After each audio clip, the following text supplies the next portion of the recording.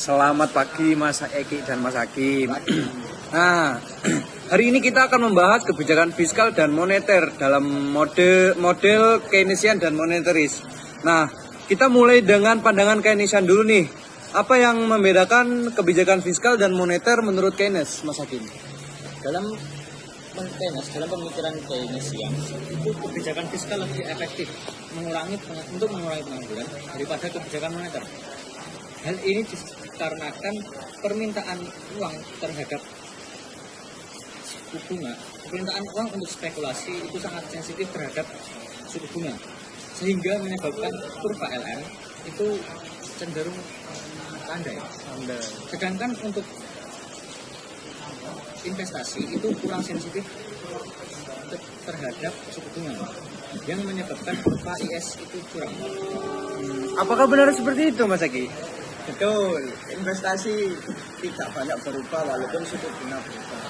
Maka kebijakan fiskal yang menggeser kurva IS itu lebih efektif untuk menaikkan pendapatan nasional daripada kebijakan moneter yang menggeser LM. Seperti itu. Dan Mas Anam, bagaimana dengan pandangan golongan monetaris menurut kalian? Kalau monetaris itu berpendapat sebaliknya. Mereka melihat permintaan uang untuk spekulasi itu tidak penting. Uang lebih banyak diminta itu untuk transaksi, sehingga permintaan uang itu tidak sensitif terhadap suku bunga. Kurva LM curam. Terus investasi sensitif terhadap suku bunga, sehingga kurva IS landai. Maka kebijakan moneter lebih efektif daripada kebijakan fiskal. Kalau menurut saya gitu. Kalau menurut Mas Hendra? Jadi jika kurva IS landai dan LM curang, maka kebijakan moneter yang menggeser kurva LM ke kanan akan meningkatkan pendapatan nasional yang lebih tinggi dibandingkan kebijakan fiskal yang menggeser kurva IS ke kanan yang menjadikan pendapatan lebih kecil. Seperti itu ya. Nah, sekarang ada lagi nih. Bagaimana menurut kalian gambaran angka untuk kebijakan fiskal dan moneter dalam model ini? Jadi kita menggunakan angka permisalannya. Misalnya untuk mencapai kesempatan kerja penuh sebanyak 700 dalam pendapatan nasional, maka dalam kebijakan fiskal suku bunga keseimbangannya akan di angka 10%, dan pada kebijakan fiskal ini pengeluaran pemerintah akan meningkat.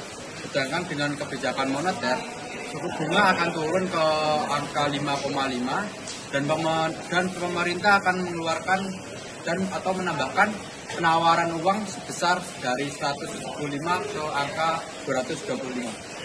Jika pengeluaran pemerintah dan penawaran uang ditambah secara bersamaan, maka keseimbangan akan terjadi pada suku bunga 8% dengan pengeluaran pemerintah yang akan naik menjadi 105.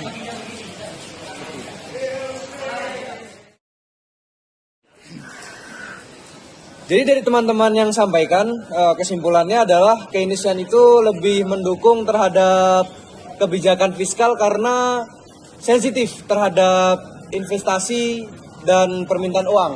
Sedangkan monetaris itu lebih percaya akan kebijakan moneter yang lebih baik gitu. Jadi terima kasih perbincangannya hari ini teman-teman. Ya, terima kasih. Oke, sekian dan wassalamualaikum.